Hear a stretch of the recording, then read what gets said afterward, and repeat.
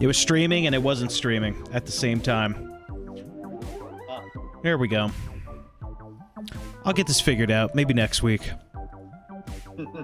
Okay. It's actually live now. Here we are. Now it's live.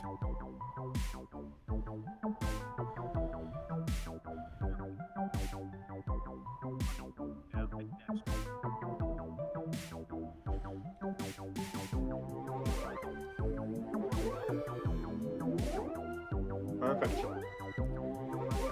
All right, everybody's tired of waiting. Let's just get into it. Hi, everybody. Let's do it. We had some tech issues. No big deal. Not just Josiah, but myself. Mostly myself. I forgot how to go live on YouTube. Welcome back to Monday Night Movie Monday Club Movies Movie Club. I'm your host. Joining me is the OG panel. Jason Scholl, Static Age, and Josiah. This week's movie, The Warriors. 1979, pure, masculine, testosterone-filled classic that we just learned on accident, because I didn't know personally that there was a director's cut of this movie, but that's the one I got. That's the one I put on the channel. And on top of adding, like, nicer scene transitions, freshening it up a bit, it tells a story at the beginning about Greek tale from history, Anabasis, about a bunch of warriors that are fighting their way back home. And this movie is based on that, at least according to the director in some kind of way. The movie got a 7.5 on IMDb, directed by Walter Hill, and it stars a bunch of people that didn't do much with their careers, except for James Remar, the guy who played Ajax. Michael Beck did a few other things, but, you know, I don't know, it was like weird, obscure sci-fi stuff. And then voice acting himself in the video game. But, yeah, I'm going to go last. I decided I'm going to go last. All right, it's one of y'all's turn to go first on this movie. Who wants to go first? Jason wants to go first. Jason always wants to I go do. first. It's Jason. I do. Jason, I everybody. like to get it out of the way. Yeah, I love this movie. This was one of my picks. I'm glad this is sort of a redemption arc for me. I know the last pick of mine was not highly praised by many of the panelists. But apparently everybody loves this movie, and I'd agree, hence why I chose this movie for the wheel. This is a movie that I watched a lot as a teenager and throughout my life, but especially as a teenager. I love this movie. So just a quick synopsis of the film in case anyone in the audience hasn't seen it.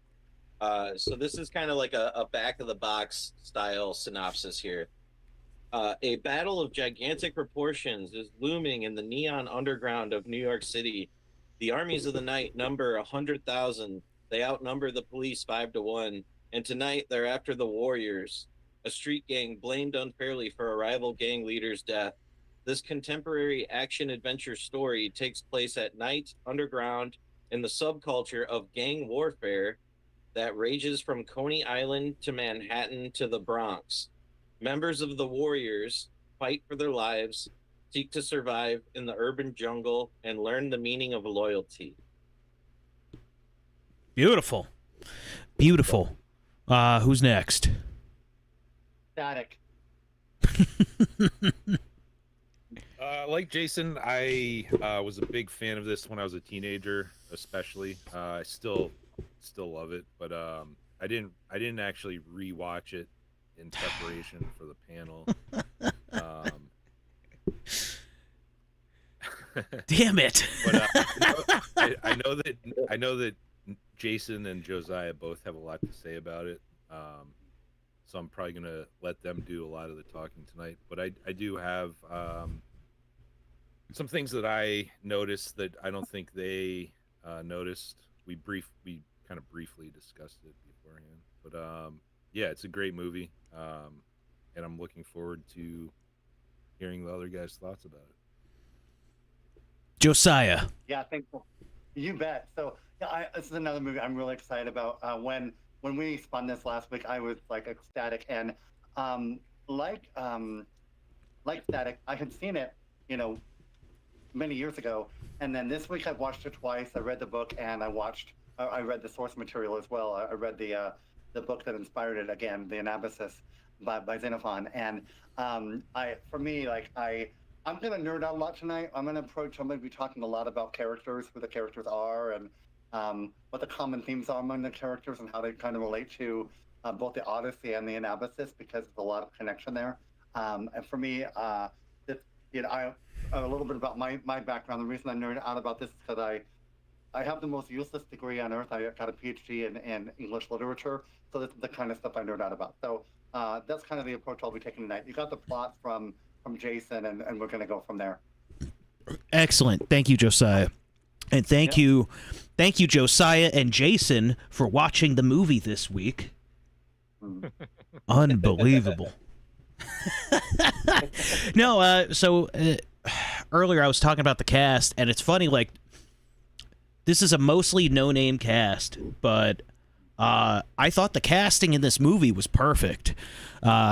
You know what I mean? Like, everybody played the characters really well. The acting was incredible. The soundtrack, phenomenal.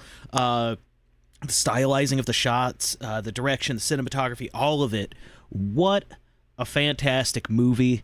I'm not going to lie, I didn't like it first time I saw it. Well, I didn't hate it the first time I saw it. I thought it was a little goofy, but I was probably drunk when I watched it the first time, and all of it made sense the last time I watched it, just mildly inebriated. Yeah, so basically you've got Cyrus. Cyrus is the head of the largest, most organized gang in New York City, and he calls on a meeting with 100 of the delegates. I'm sorry, 100 gangs delegates. He says 9 delegates from each of the 100 gangs. They meet unarmed at the park, and Cyrus gives a speech saying, essentially, we've got enough numbers to run this city and rival the cops, and we could take anything we want. Like, the city would be ours. And he's shot. He's shot by, you find out later in the movie, a member of the Rogues. What was his name? Luther? Mm-hmm. And Luther blames the Warriors. Their war chief, I think they call him, their gang head. Yeah, he gets beaten to a pulp and taken by the cops. And they escape, leaving Swan as the new de facto head of the gang. And they're essentially fighting. They're bopping their way through New York City, trying to get home to Coney Island. A lot of great suspense in the movie. A lot of cheesy fight scenes, but I loved them. I thought they looked great. Man, it was an incredible movie. I'd give it, personally, 8.2. 8.2 out of 10. I'd give this movie. I'd watch it again and again. I'll probably watch it again tomorrow, honestly. But Yeah. I agree with that rating. yeah. Yes. Yeah, so I don't know a lot about the tale of Anabasis. I just know the brief outline. Does anybody know a good amount about it? Yeah, I studied it in college and I reread it, so that'll be working into some of my breakdowns tonight. Okay. Yeah. And like I said, we didn't even know that was actually tied. Jason came up with it as a theory first, and then when we watched together this director's cut version, it's like the story of Anabasis. It's like, oh, all right, Yeah. well, That was shocking to me because I own this. I bought this movie on DVD in like the year 2000, so I had the original copy, and that's what I was watching this whole time. So I didn't have any direct knowledge that there was intentionally correlations to the Greek epics, but that is something that I noticed about it when I'd watch it. And I was mentioning, there's connections to the Odyssey and the Iliad and Anabasis, and I'll just drop like a brief little rundown on the Anabasis stuff. okay. Sure. and the Odyssey, and then we can go from there with more. But Mhm. so the Odyssey, attributed to the ancient Greek poet Homer, is an epic poem about the hero Odysseus's long, perilous journey home to Ithaca after the Trojan War. The story is a foundational work of Western literature celebrated for its adventure, complex heroes, and explanation or exploration of themes like homecoming, perseverance, and loyalty.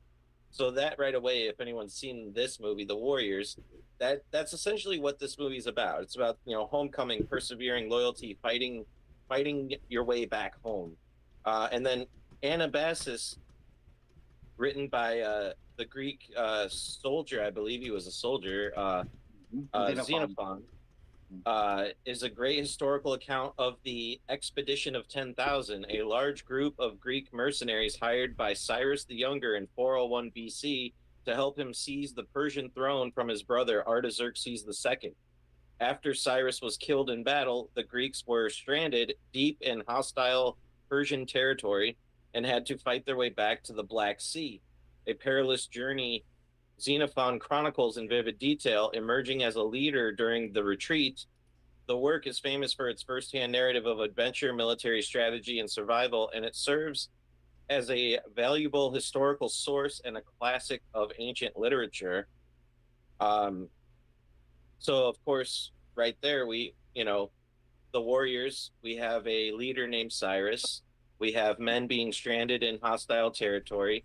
Anabasis, we're talking about ancient Babylon, and New York is a modern or mystery Babylon. So there's lots of interesting connective thematic threads there. And then in Anabasis, so just some bullet points on that story. The story begins with the Greeks already in Persia marching into Babylon for the battle. Cyrus' death at the Battle of Panaxa, forgive my pronunciation, left the Greek army leaderless and stranded. The bulk of the book details the arduous 1,500-mile journey north through enemy territory, which would be modern-day Turkey, Iraq, and Iran, to reach the Black Sea. And of course, our warriors in this movie, they're bopping their way back to Coney through this enemy territory. And on Coney Island, they go to the beach because Swan says in the end, when our backs are to the sea, we feel safe, or we feel home, something to that degree. So it's very similar to this journey back to the Black Sea idea. The themes in Anabasis, they're exploring leadership, ethics, and the resilience of the Greek soldiers, culminating in their famous cry, Thalassa, Thalassa, which translates to the sea, upon reaching the coast. And this story influenced later figures like Alexander the Great. So lots of interesting historical storytelling sort of brought into a modern format. Very loose. Like if you didn't have this background knowledge from the director's cut, you would never think this watching this movie. But I'm glad the director did include that little opener because I think it sheds light on the depth and richness of this work beyond just being a cool, macho, like teen boy, masculine movie.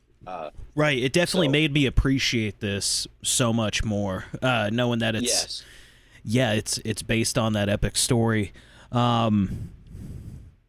Favorite scenes. I want to hear y'all's favorite scenes.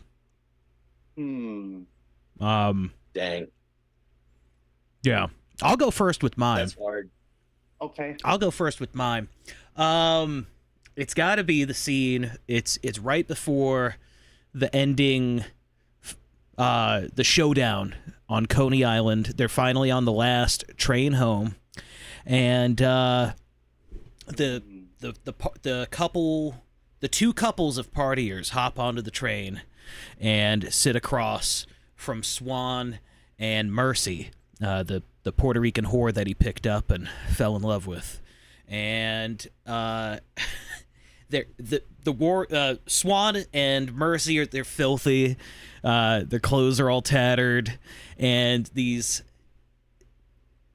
what would you call them? almost like like they're better than them. They've got this air of arrogance about them. Yeah, it's like the dress for a prom. Like I call them the well-dressed Yes. couple because that's my favorite scene too, buddy. Yes, and they're staring Yeah. him. They're staring him up and down, looking at him, and you see Mercy.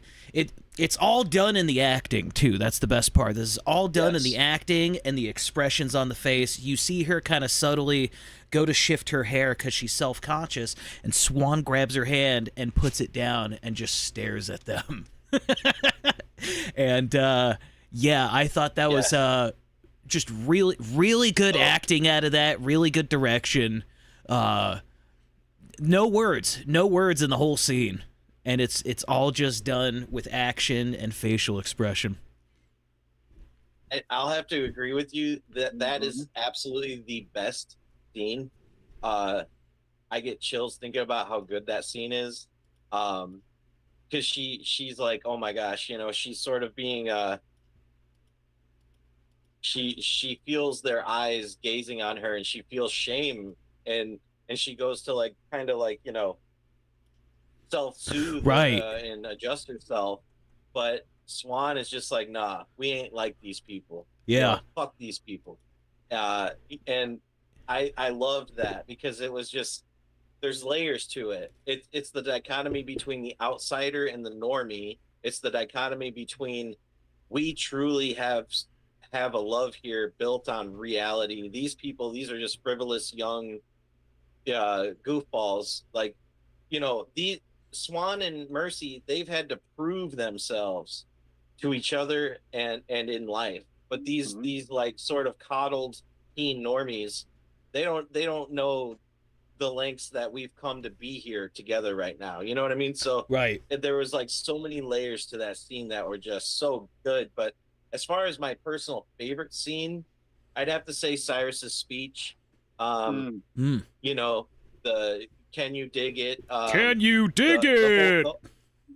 the whole speech is it's very compelling, the thought process behind his messaging and the whole purpose of him gathering all the gangs together, because he's realizing so Cyrus, he's the head of the Gramercy Rifts, which are the biggest, most organized gang in New York, and he's thinking, instead of us fighting all of each other for these, what does he say, 10 square feet of turf, why don't we unite as sort of a conglomerate, right?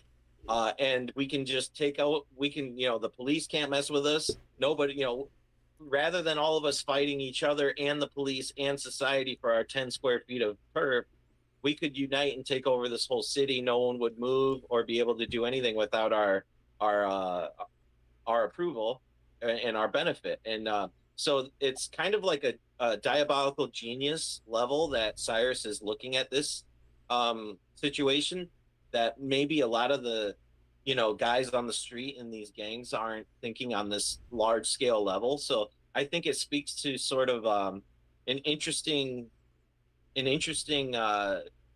psychology for Cyrus, and it sort of sheds light on why the Rifts are the biggest, most successful gang, because they have sort of the brains of the operation in Cyrus. So I really liked his rallying speech. I think that's my favorite scene. It's a great speech, and it's like a really good idea, but I don't think it would ever work. And Luther proves that, because there's Luthers in this world.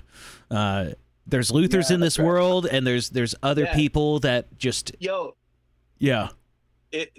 So we could almost take this into, we're trying to create a Catholic system, and then this damn Protestant Luther has to come in here and shoot the guy. Yes. Yes. He's protesting the universal. He protests the authority of Cyrus. And wow. Yeah. I didn't make that connection, but yeah. Wow. My favorite scene is in some ways it's Nick, the one he mentioned, but also I love the battle with the baseball furies.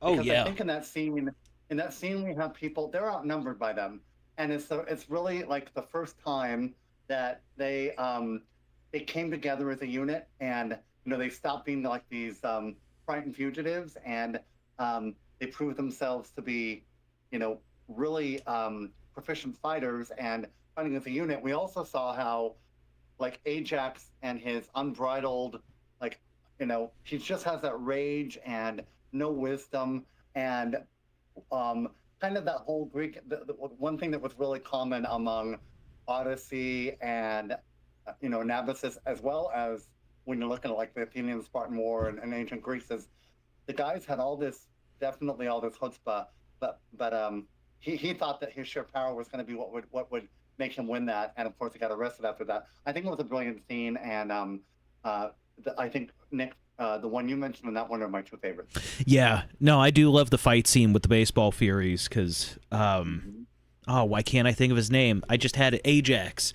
Ajax is the most badass of them all, and he's just like I forget who says he's like, I can't make it. He's like, you can't? Cool, because I'm tired of running. And takes on like 6 of them by himself.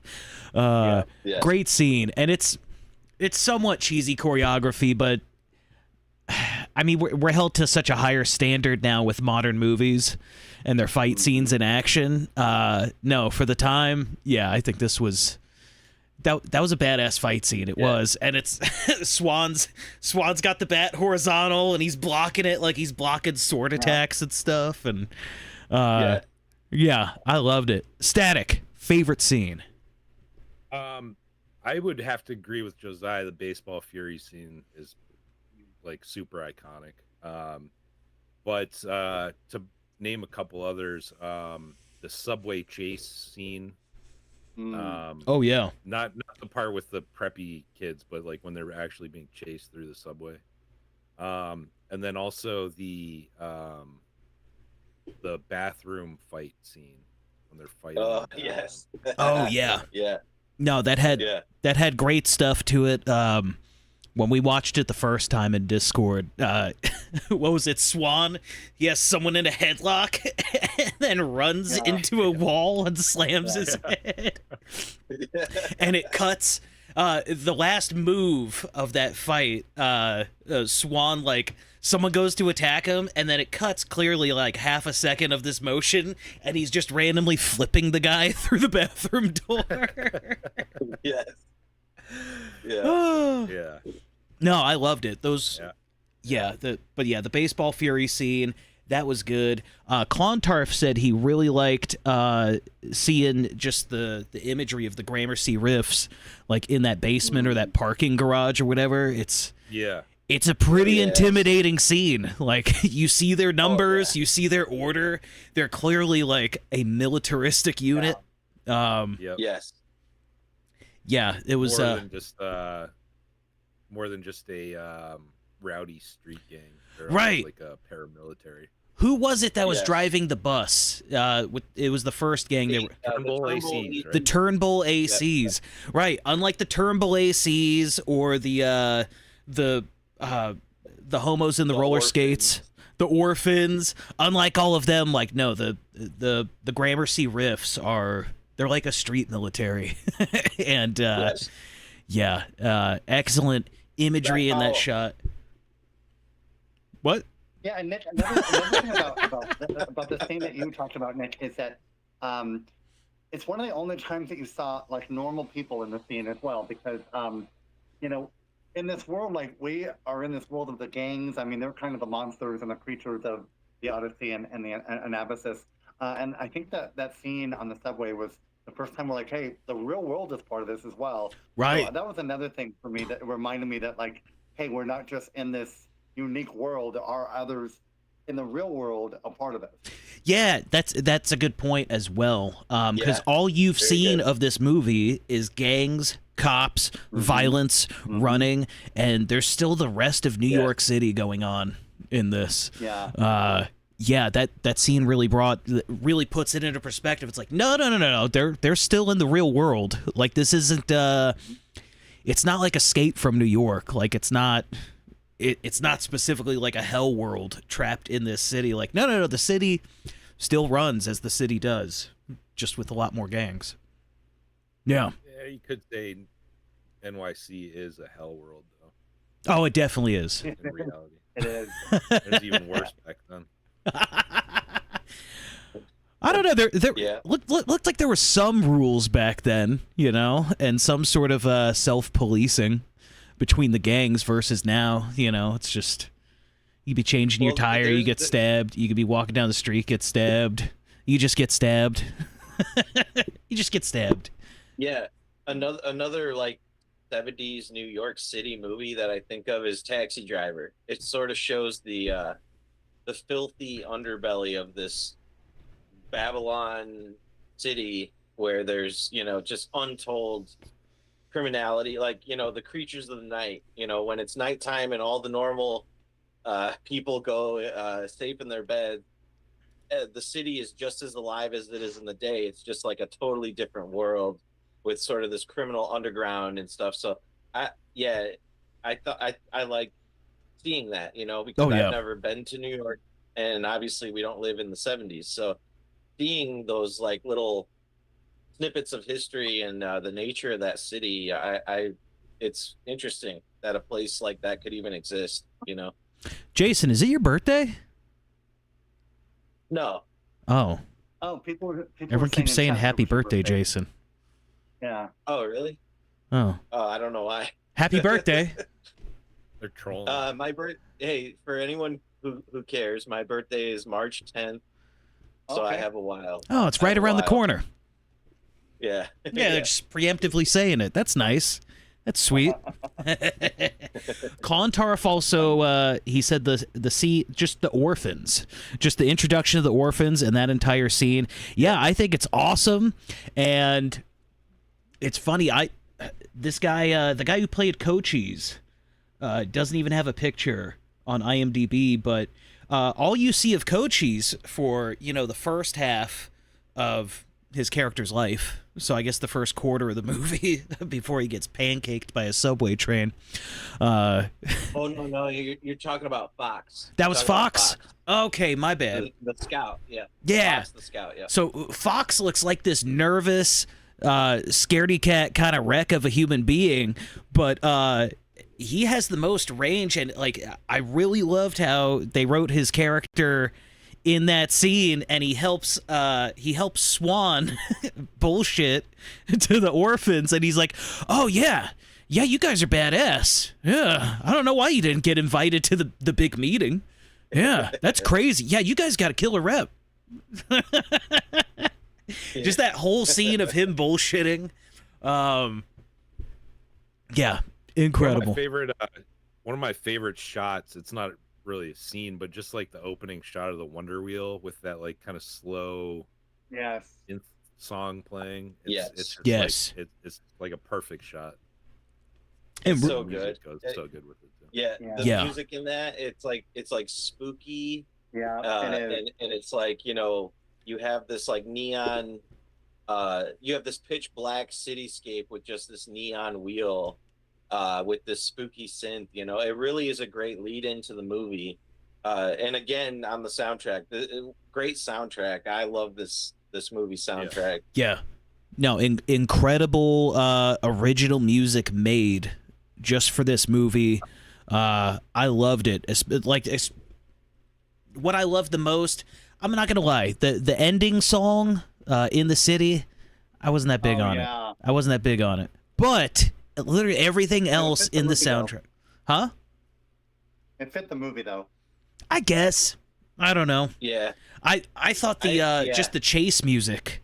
I'm not gonna do it justice trying to imitate it a cappella, but the chase music that they had, it also had that creepy sound to it, and then it picks up with all the instruments. Just a fantastic score. I'm changing my rating. This movie gets an 8.4. 8.4 out of 10. I love it.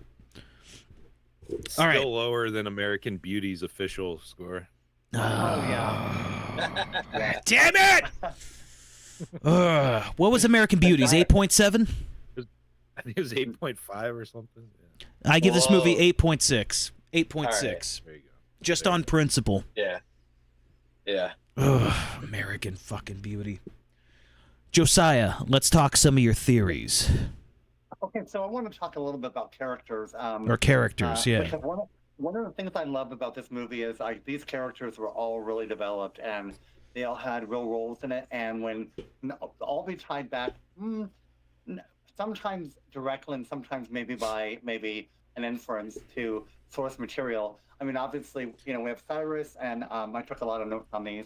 So Cyrus, of course, is present both in the Anabasis and, but also, he. What does he do? He gathers factions, proposes a great undertaking, and dies before it can succeed. And so then we have Cleon. And when you're looking at the Anabasis, there's Clearchus, and I think he's probably, and Jason, you might agree with me here. I think that he's probably the best correlation to Clearchus, the commander of the Greek mercenaries.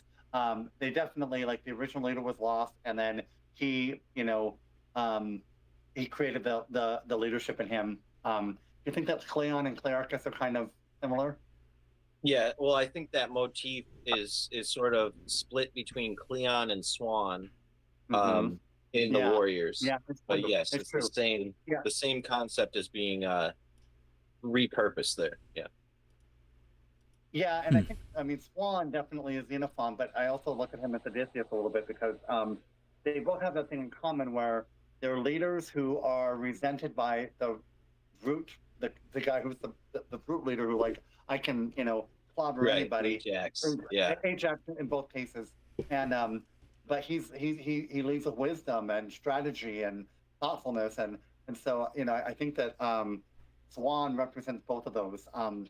The Ajax is of the great Greek tradition. We represent, obviously, like I said, brute force, physical strength, aggression, a lack of restraint, lack of wisdom. Luther was, I'm trying to remember now who it was that killed Cyrus. Cyrus was killed with a shot through the eye in the Anabasis, but it was shot in the stomach in the movie. But he represents him. He doesn't have any. If there was going to be any kind of representation, it would be, the leader of the rogues would be probably analogous to he who killed Cyrus in the book. But I want to also talk about the radio DJ. So, what do you guys think about the radio DJ and the announcements that were made on the radio and the role of the radio? Well, I think the radio broadcast is clearly owned and operated by the Gramercy Riffs. They are definitely the most organized and sort of think on a large scale. And of course, it's a large. As far as I can remember, it's 100% black gang, and the radio broadcast woman is black, and she's sort of giving intel over the airwaves that would aid in the goals of what the Gramercy Riffs want done. Because if they're under the impression the Warriors have taken out Cyrus, they're going to want to broadcast that everybody come and try to take out these guys. They're here right now. They're fighting their way back to Coney Island. So everyone between here and there, be on the lookout, and hence why the Warriors are being hunted so fervently by every group in every sector. And there's even groups sabotaging railways with fires so they can't take the train straight home. So therefore they have to get out and walk. And so I really don't have any other thoughts on the radio other than that. Just like the practicality of, like, who is the radio woman? I think she's a Gramercy Riff. I noticed a Greek connection that kind of goes along with the other Greek connections. The Oracle of Delphi. Which is like an oracle. I hadn't even thought about that. That's a really good one, buddy. And I also thought about the fact that in Anabasis, as well as Odyssey and Iliad, a lot of the literature of antiquities, you have a chorus, and a chorus actually serves the same purpose as the DJ, where they give us information that we wouldn't know from the characters, and also kind of serve to give information to the characters that they wouldn't know otherwise. So I kind of took the DJ as being in that role, but I think the Oracle of Delphi is another really good call that I hadn't thought about. That's good. I'm gonna give a much more shallow take on it because, like I said, I don't know much about Anabasis or anything.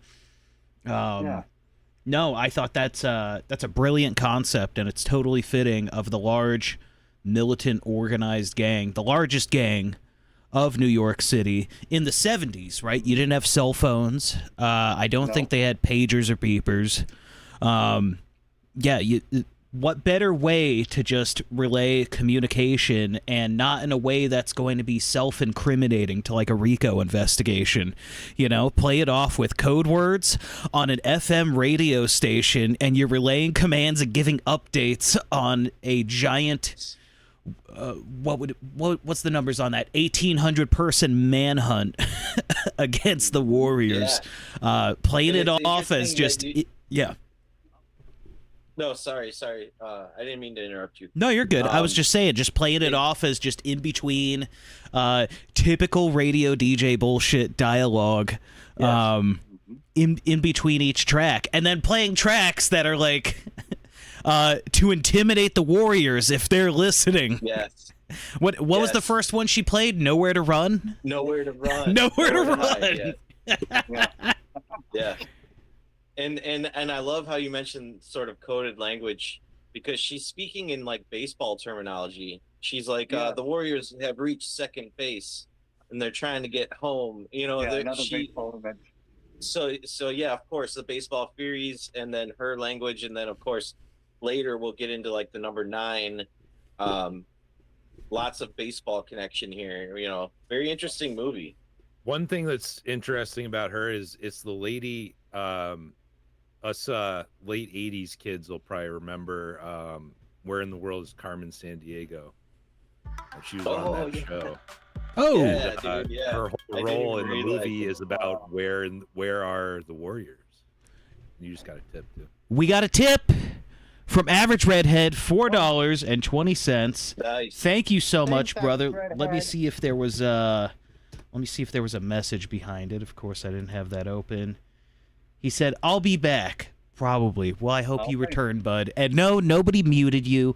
Guys, y'all should know this by now. YouTube streaming does this weird thing where by default it picks top chat instead of live boy. chat. And top chat, for some reason, it's the same chat, but it leaves 1 or 2 people out. I really don't understand the function of live chat versus top chat. It's ridiculous. But yeah, I see you, bud. Thank you so much for the $4.20.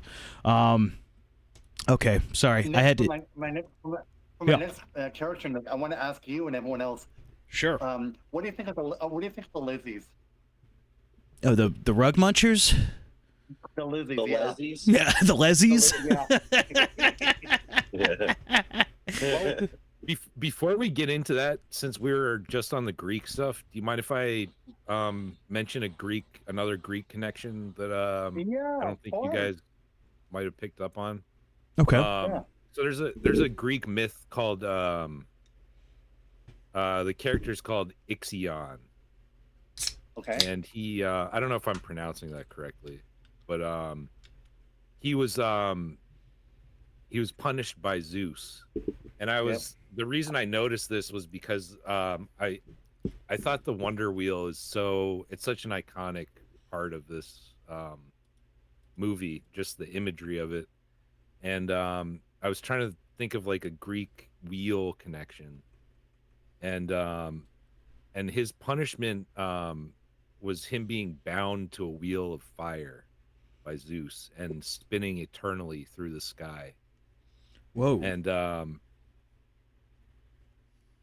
And it's hold on, I took some notes here on it. Let me look through this real quick.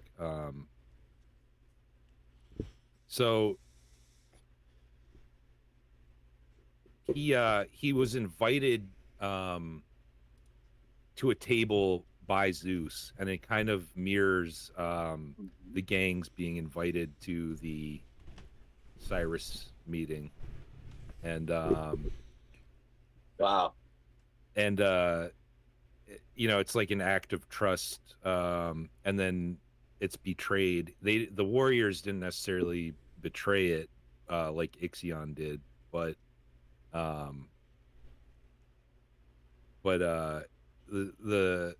the the structure of betrayal is still there, and I thought the wheel of fire spinning through the sky, it's kind of like the Wonder Wheel being Yeah. the wheel of neon instead of fire. I like And, that. Yeah, that's good. And the ending, it's not like they made it back home, but there's no real like resolution to the gang warfare or anything like that. It's kind of like a circular, they're still spinning on that wheel, if that makes sense. Okay, so there's a couple things that's super interesting because all right, well, hang on, let's go back to Josiah's question, and then we will Sure. get what I was going to talk about is the number 9, and also the Wonder Wheel at Coney Island is right next to another structure, but let's I'll hold those talking points. So Josiah, give us your question again. So I was wanting to know, like, what did you think about the Lizzies? Who are they? That's right. Is there any Okay. significance to their characters? Well, I mean, I got a simple answer, but I'd prefer someone else with a deeper answer. So if I'm looking at this through the Greek, ancient Greek lens, I would consider them a siren of sorts. Yeah. I also think it's interesting that so the gang, the warriors, they go to the train, but then there's a fire on the tracks, so then they have to get off the train again, and then they get sort of split up, and that's when we start seeing guys get taken out. And I noticed something. So they get split up, and Fox, the scout, he's thrown by a cop into the subway train and gets run over. Just murdered. Apparently, So a thin blue line doing what it does right And what's there. sad about it too, he's murdered and nobody even knows it. He's just gone. That's right. Yeah, well, Nobody sees it so- because so he's this- stuck behind, and some cop just rolls him right in the way of a subway car. Yes. And the only person to see it who he was with was Mercy, the prostitute girl. And so you have this unified masculine unit in the Warriors. So you can see it as sort of one man symbolically, and a warrior. And then all of a sudden they get split up, they get fragmented, and then each fragment comes under attack from women, which is interesting because Fox, he's with Mercy, the cop throws him into the thing, and then Mercy's like out of the scene for a minute, and then you have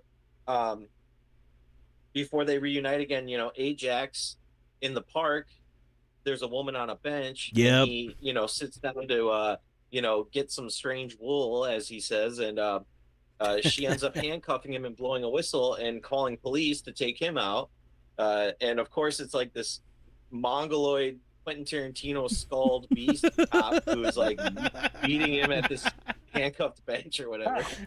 And then at the same time as all this is happening, you see the other fragment of the group is being taken in by the Lizzies.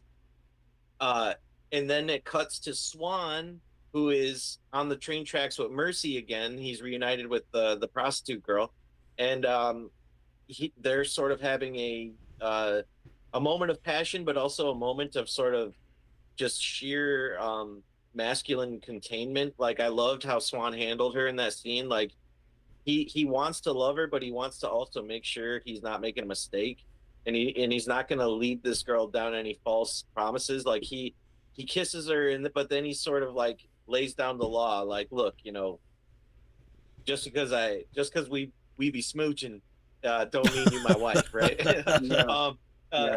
So he's succumbing to the temptation of this woman, but he's also in control of himself.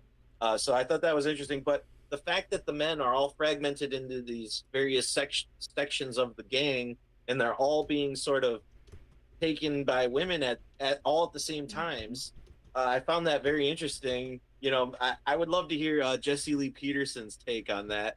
Right, oh my God. um, Mosey's got to just wanted to forgive. You got to forgive your Yeah. father, Yeah. forgive your mother. Yeah, no, that's a really interesting point, and it almost everyone except for Fox, he didn't get a chance to be tempted by a woman in the movie. Yep. But there's only 2 warriors in this movie. One of them might be gay. He definitely gives me gay physiognomy vibes, and that's Rembrandt. Rembrandt. Yeah, Yeah. Rembrandt. And it's But funny. It's funny because Rembrandt was one of them that was lured by the Lizzies. You know. he was lured, yeah, but he but was he- still but he- cautious. He was Yeah, still cautious, and he saw something was. was up with this, right? Yeah. Look, no matter what kind of a stud, no matter what kind of colors you're rocking as a gang, right? For there to be like this apartment of 20 women that are just all throwing themselves at you, he's like, Yeah. no, something's off. Yeah. Something's off, and most of the men in this movie, the one thing that stops them from being a warrior, that wants to steal their vril from them, right? It's the women. It's these damn women. And with a strange exclamation point on Mercy, talking about what that name means too. But yeah, go ahead, because I'm with you 100% on this. well, I'm sure we're gonna get into Mercy, and what y'all think that name means, why she was named Mercy, but I've got a lot on the names too. Yeah. And then the only other person to not fall for the trap is Swan. Swan's got a little Right. bit of discipline. Now Right. he knows he Yeah. wants to hit this at the end of the night, but Yeah. he goes, no. I'll give her the little taste to keep her following, but I'm gonna keep her in line. And I've got he my knows the priority. exactly. Yeah. He's got his priorities in Yeah. order. That's why he was the war chief. That's why he was named the new leader, because he can't be tempted by these Venus flytraps. Yeah, it's definitely in keeping with the Sirens and with Cersei and Odyssey. And what was interesting about it all was that when Vermin and Rembrandt and Cochise, I think they were the 3 ones kind of targeted by Yes, them. they were. Yeah. But it was interesting that like Nick and Static, you both called them Leslie's, because I think I thought that too, because it's also something about them that's Amazon, and the Amazons were like Oh, these Ooh. intense warriors, but they were total lesbians, and so I kind of got out of them a little bit of the siren energy, but a little bit like, oh, you're these like lesbian Amazon women. That's what I thought about. So I was like, I think Lizzie's supposed to kind of lead us to think like, yes, you're luring them, but you're also lesbians. So, the Amazon piece of that is- they're It makes very me think. Amazon. That makes the Amazon connection. It makes me think of the Futurama episode Death by Snoo Snoo. Death by Snoo Snoo. Oh, yeah, And they're all excited. They're like, yeah. Oh, The yeah. cave women are like plunking them and dragging them home to kill them with Snoo Snoo. Yeah. Oh man. The next character I was going to talk about, actually, Nick mentioned. Nick, what are your thoughts on Rembrandt? My thoughts on Rembrandt. I think he was probably the youngest of the group. He was still a little fresh. He's obviously not a fighter. He's not there to be a fighter of the group. But he's definitely a necessary balance to the testosterone of the group. Yeah. He might be a bit of a twink. I don't know. Would they let in twinks in this gang? Probably not. It's a very frowned upon. Yeah. He's the sensitive artist archetype.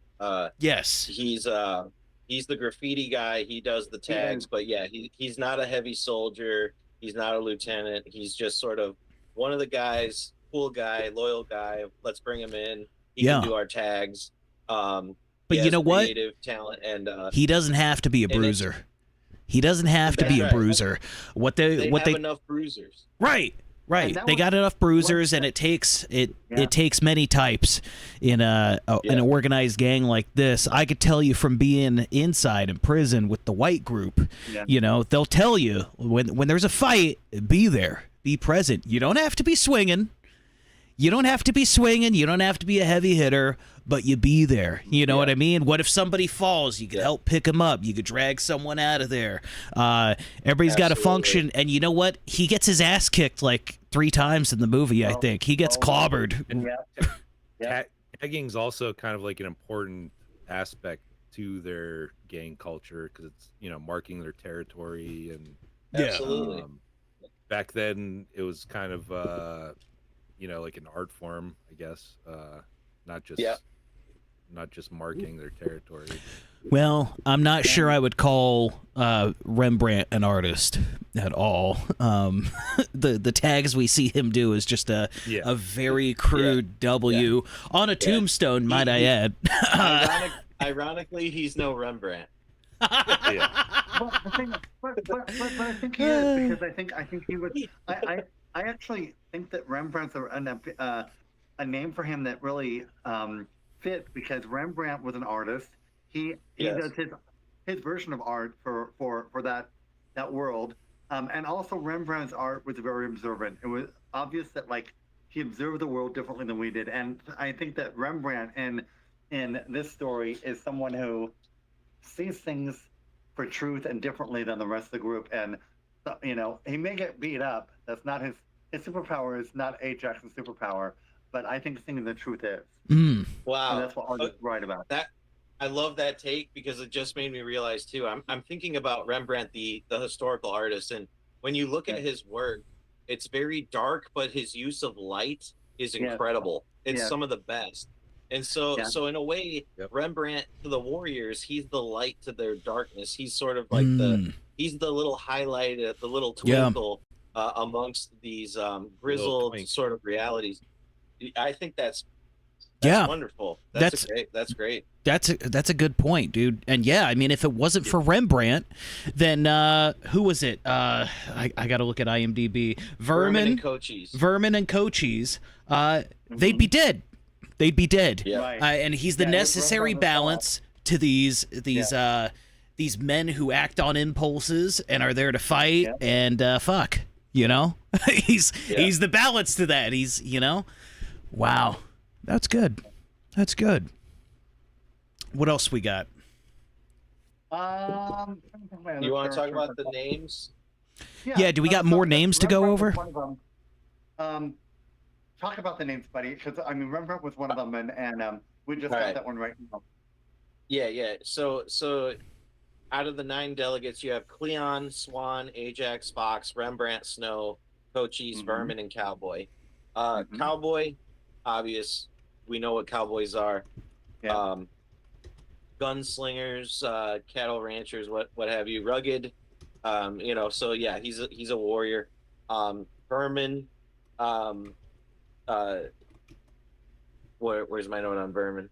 Vermin, I thought was a kind of a misapplied name in some ways, because vermin are pests or harmful small animals, and he was actually one of the bigger guys. And he wasn't necessarily a pest. But another association to the name Vermin is obnoxious people, and I didn't think he was obnoxious either. I think Ajax was probably more obnoxious in his personality.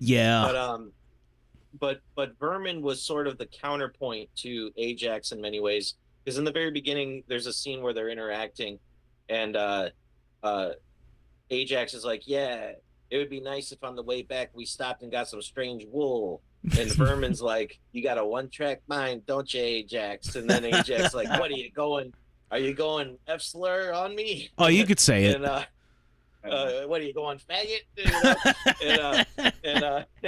So but throughout the movie, Vermin's lines are typically very funny. Like when they're on the subway and they're running, and he's like, "Oh man, what the shit are we gonna do?" You know, he's kind of obnoxiously nervous about like what's gonna happen next. You know, he's very sketchy. So maybe in that sense, the name fits. But on Ajax, So in the Greek, you have Ajax the Great and Ajax the Lesser. Yeah. And Ajax the Great, towering, fearless hero in Homer's Iliad, who fought in the Trojan War and was known for immense strength, second only to Achilles. And then Ajax the Lesser was another Greek warrior from the Trojan War, known for his speed. And of course, Ajax, very athletic, definitely a bruiser, definitely a runner. We see him outrunning police, baseball furies. We see him beating people up. So that's an obvious one. And then Rembrandt, of course, the old Dutch Germanic name meaning counsel, advice, sword, or fire. I thought that was interesting. And of course, it's a famous painter born in 1606. And interestingly, and this is kind of a joke right here, but Rembrandt was originally spelled Rembrandt, but Rembrandt, the artist, later in life added the D to the name, so it's Rembrandt. And I thought it was funny that the character Rembrandt has the D in his name because he's, possibly gay. So he had to include the D in his name there. Oh, that's funny. Anyway, yeah, bad joke, I know. But Cleon, the original war chief, means glory, fame, or renowned. So yeah, of course, their leader would be a glorious or renowned person. Traditional masculine name of Greek origin. So Cleon, a Greek name as well. Famous early bearer of the name was Cleon of Athens, a powerful 5th century BC general and statesman during the Peloponnesian War. Then we have Swan. Swan, of course, referring to graceful water bird, symbolizing grace, beauty, and peace. And he really is kind of a peacekeeper amongst the men, and when they're engaging with orphans, you see him taking a peacekeeping role, and when Ajax is like grabbing Mercy, and at first he's like, yeah, maybe we should just run a train on you, and Swan's kind of like, all right, slow down, bro. Like, and he gives him that look. Sort of like, that's another great scene where him just the looks with their acting, just total pure facial inflection of just like, I like where you're going, but hold on, pal. Yeah.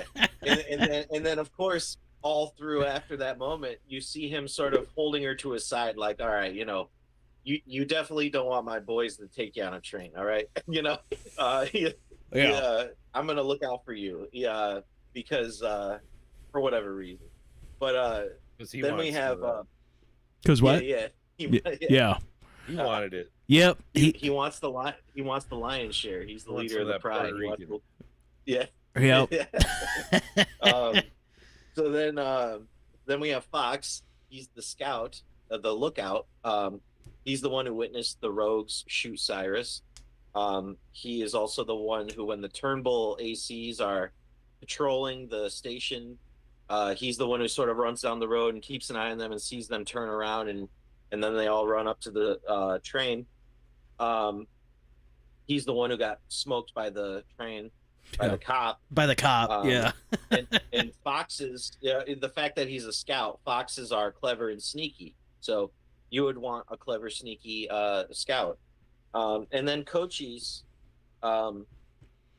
Cochise means strength of an oak, wood or firewood, and 19th century famous leader and warrior in the Chokanen tribe of the Apache. So I thought it was interesting. They're not just drawing warrior name motifs from the Greek. They're drawing it from Native American tradition as well. So the writer of this movie was clearly drawing on this concept of warrior, of these themes throughout historical eras, and sort of weaving these elements into this story. And then I think the last one is Snow, which Snow, white, pale, but it's ironic because Snow is a black guy. So maybe it's one of those like joke names where they call like a big guy tiny. They're like, okay, Snow, your name's dark. Yeah, you're dark as hell. Your name's Snow. But yeah, so that's sort of my takes on the names. I think it's also interesting too to look at the possible symbolism of a swan, and swans are known for mating for life, devotion, loyalty, and true love. And you could tell Swan is not just there, to poke Mercy once or twice and then just be done with it, or else he would have probably been like the others and fallen to his impulses and, and in this scenario, gets screwed over by it. No. Swan sees this broad and he's like, no, you're with me. Yeah. He's like, you a real one. I'm going to make this whole housewife. Right. Well, and if we're going to talk about Swan, I think the one name that you didn't mention, Jason, was Mercy. And yes.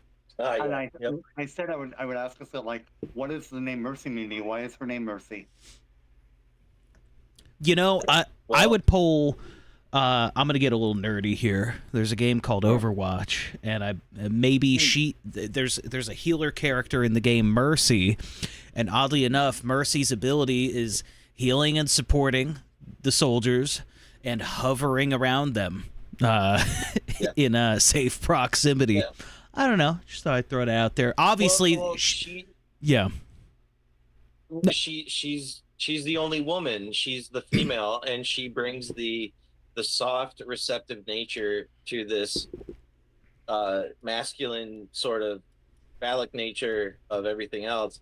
So she's the only representation of anything merciful in the whole movie. I mean, they're in this like hard, concrete, gritty jungle full of broken glass and Molotovs and gangs, and everything is hard and brutal and dark.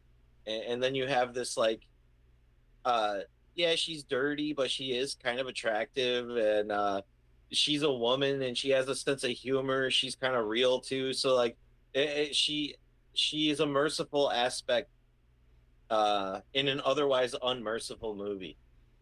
Yeah, and I think it's really interesting that she's with Swan, because initially Swan doubts her, and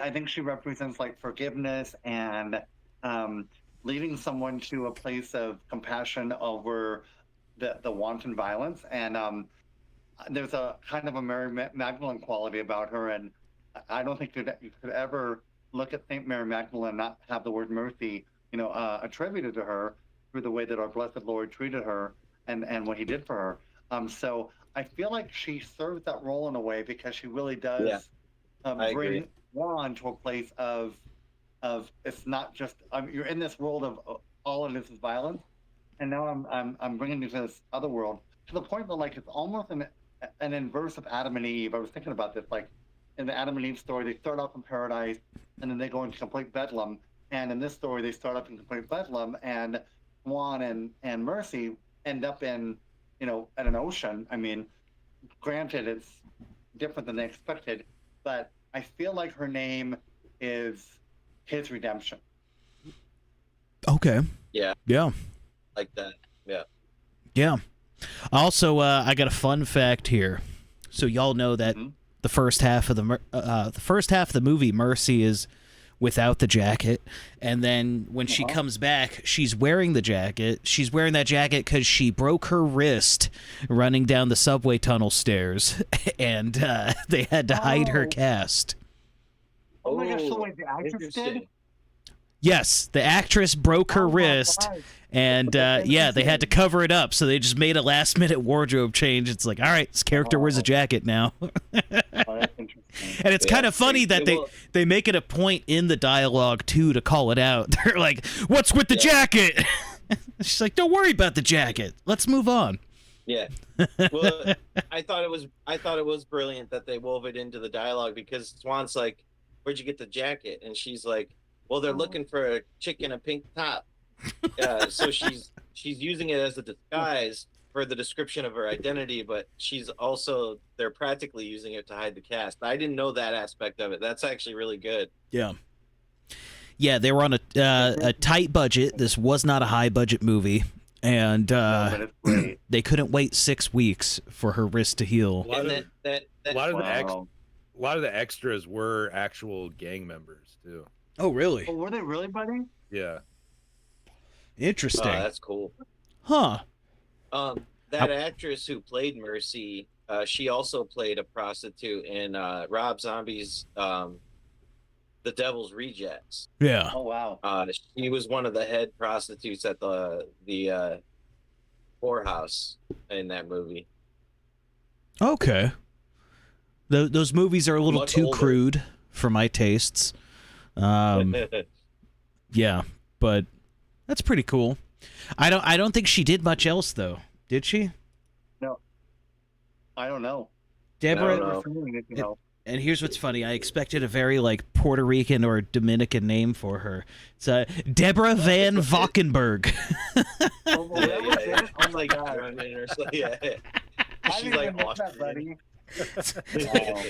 An incredibly Yeah. German name. Yeah, I don't Yeah, think she fine. did much else. She did this looks like some other street gang movie, Streets of Fire, something like Oh. that. Let's see. And she was in a few other things. She was on an episode of Quantum Leap. And then yeah, Okay. she played a whore in another movie. But yeah, Oh gosh. not a lot of these actors went on to do other stuff really. And that's kind of another part of the joy of that movie is they were all remained unknown. It made it real, and you brought like Right. Greek mythology into real life. And Clontarf said it Ajax and Luther both had pretty good. well. Oh, did they really? Oh, okay. I didn't know if so. Luther, his actor, looks a lot like Sean Penn to me, but it's not right. No, it's David Patrick Kelly, and yeah, he's definitely been in some others, a bunch of other stuff. Yeah. Oh, he was in The Crow. He played T-Bird in The Crow. I forgot about that. Now that I read that, I recognize his character. He played President Twin Truman. Peaks too, right? Was he in Twin Peaks? Yes, he was. He was Jerry Horn. Oh shit. Oh man. Oh gosh. Yes. Richard Beamer. Yep. Wow. He was Brie also in and- West Side. He was also in West Side Story. Was Brie he? and Butter on baguette. Man. But yeah, aside from those It's two, always- not much. Or done. Went on to do other stuff, but Clontarf said it, and I gotta agree wholeheartedly. The cast looked real. They just looked like Yeah, they real did. people. They did. And the one thing that Yeah. modern cinema suffers from is it's like everybody's a supermodel, which I get it. You know what I mean? It's visually appealing for the screen, but this movie was appealing without all that. This movie was appealing because it looked real. These looked like Yeah. real people, and Totally. they had Totally. had realistic dirt on them and stuff. You know, not very. Like you'd see in a modern movie with this is a shout out to like I guess the makeup department of the movie. Yeah, like my favorite scene I highlighted, right? The camera pans down on Mercy and she's got dirt on her. She's filthy. And it looked like real dirt. It wasn't obnoxious dirt. Like they just looked legitimately filthy and disheveled. And all right, Yes. I'm bumping it up. This is an 8.7 of a movie. 8.7. Yeah, I'm with you, buddy. Yeah. I have a question. You guys always know Josiah has questions. My question I want to ask you all is like, maybe I'll give my answer first, and then we'll see what your answers are. If you have to say like one or two or three kind of themes that the movie's about, what do you think are like the main takeaways the movie wants you to have? And I would say for me, it was that leadership is not about brute force, but about being mindful and having wisdom, and truly we saw how Swan was a true leader, but also that you can't go home. Like when you are expecting to go home, Battlestar Galactica even was an example of this, where they were so desperately trying to get home. Once they got there, it was like, this home is not what I expected. So home has to be kind of a state of being rather than a location. And I think that was probably one of the main themes for me. What you all? So I will answer last because not gonna lie, I gotta go piss. I'll be right back. But Okay. I can yeah, go. yeah, you guys. Here we go. Go ahead, Static. I would say tribal loyalty and identity Okay. versus the fragility of a larger unifying order. Okay. Tell me more about. No, go ahead. Go ahead. Well, I mean, it's built around Cyrus's vision, and then that all falls apart, and they're forced to rely on their closer, tight-knit tribe to survive. Yeah. Yeah, that makes sense. I hadn't even thought about it, but that's a great one. Yeah. So for me, I would use similar words like family, camaraderie, brotherhood, loyalty, perseverance. These guys are really put to the test. And at no point in the film are any of them at all deviated from their priority, which is our group and getting us back home. The only one guilty perhaps of straying a little bit is Ajax when he hangs behind to hit on that chick and gets arrested. But that's justice, and he learns his lesson with that, right? And the gang moves on. They're bummed that Ajax got busted, but they're also like, yeah, well, we kind of we know who he is. He's our brother, so we kind of figured that would happen, and isn't that in keeping with Ajax and the Odyssey and the Anabasis and all of Homer? Presents Ajax as he's got all that power, but he's definitely got a lot of pride. Yes, right. And he gets mad. He gets mad when you choose leaders that are not based on I could destroy them with my finger. He gets mad, and that whole attitude is kind of you could, and you could also get caught in a rapist trap in the park. Totally. My main two takeaways. Oh. No, sorry, I was just quoting. What'd you say? I was just gonna say my main two takeaways, real quick. One, I agree with Static. Small scale tribalism. You could never have a good, honest gang of people. Not necessarily a gang of like we're talking about strictly in this movie, but a group. You can never have like that large scale of a group. Definitely not without the church. But when you've got Luthers. When you've got people like Luther, and you've got even slimier cocksuckers like, everybody else that followed Luther and backed him on just being a greasy scumbag, you can't have big groups like that without, a good moral foundation. And the second point, women are evil, and they will tempt you to stray from your path and your goals, and you can't let them. I'm kidding, ladies. I'm kidding. I think there's like two ladies in the audience. Josiah, did you go? I did. Okay. Yeah, I went first. Excellent. I have a few things. So I thought it was interesting.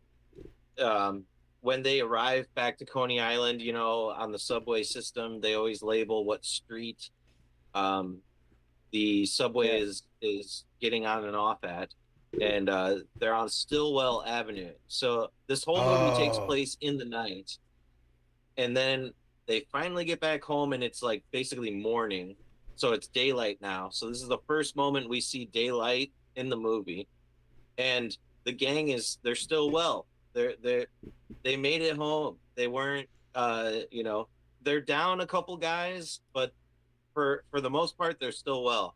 And Swan has woman in hand, and the gang is good spirits. They're back home. So I thought the fact that it's Stillwell Avenue might have like just really driving home that point. You know what I mean?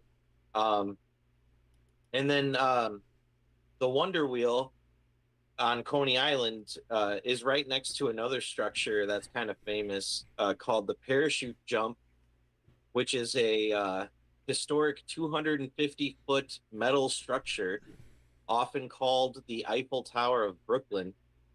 It was shut down in 1964, but it's basically one of those towers where, you know, I think 12 people are brought like 250 feet into the air, and then it like spins as it goes. It's kind of like a giant drop at Six Flags or something, just like a super tall ride that takes you up and brings you down. Okay. Uh, the reason I bring up that tower for my fellow typo negative fans,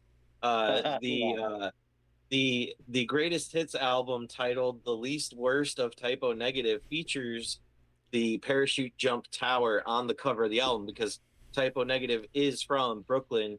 They are from the Coney Island, Flatbush area.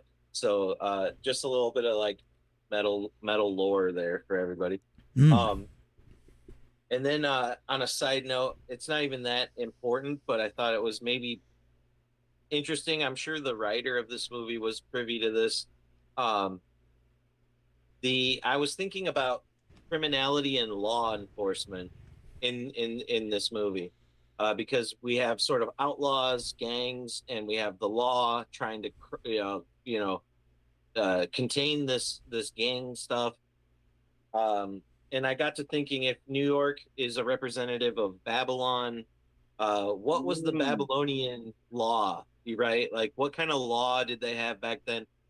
So I found this here. Babylonian king Hammurabi, 1750 BC, created one of the oldest and most complete legal codes in human history, called the Code of Hammurabi.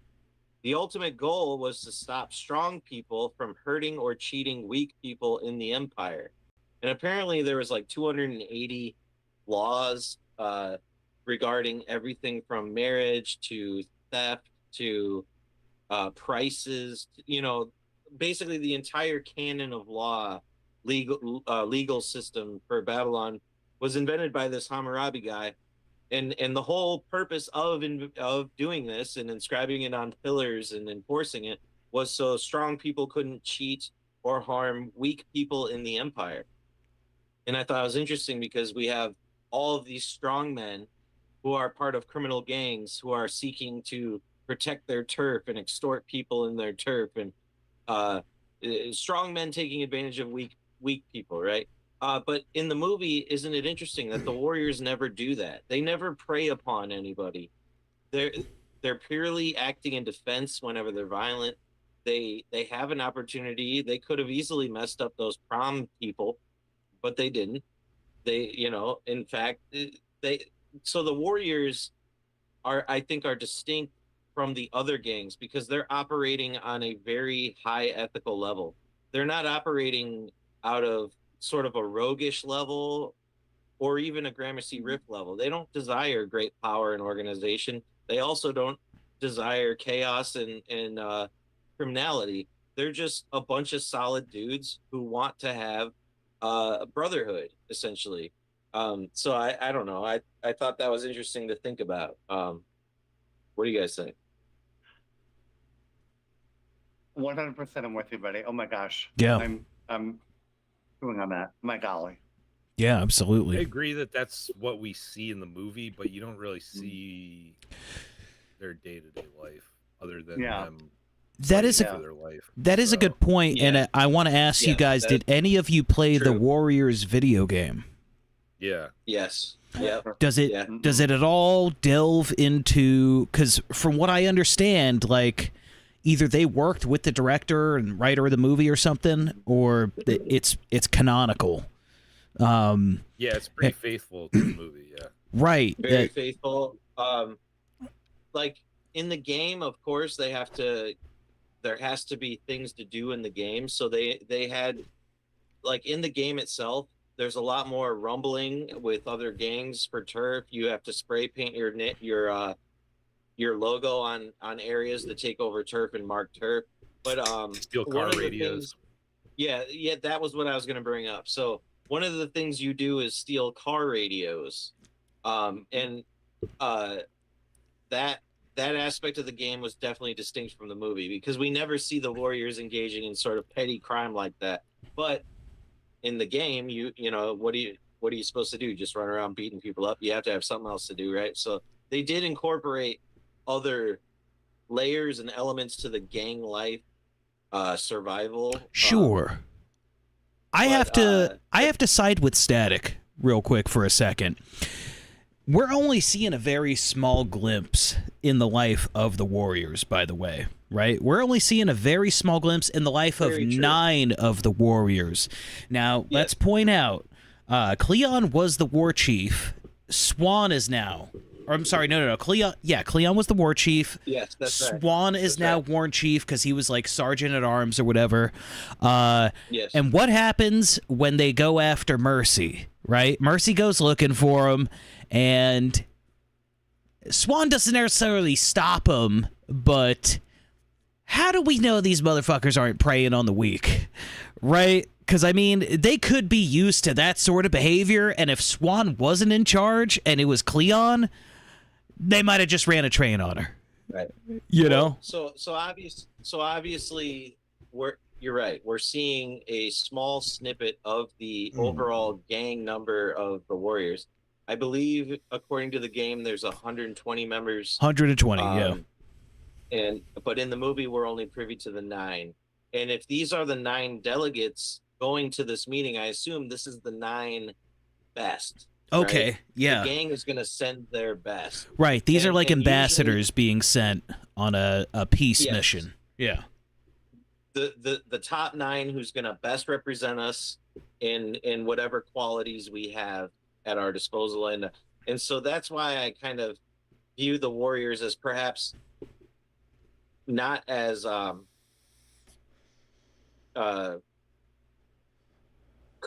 criminal or you know, as some of the other gangs. But then again, of course, they're outnumbered, and every gang is hunting them, and they're on the defense.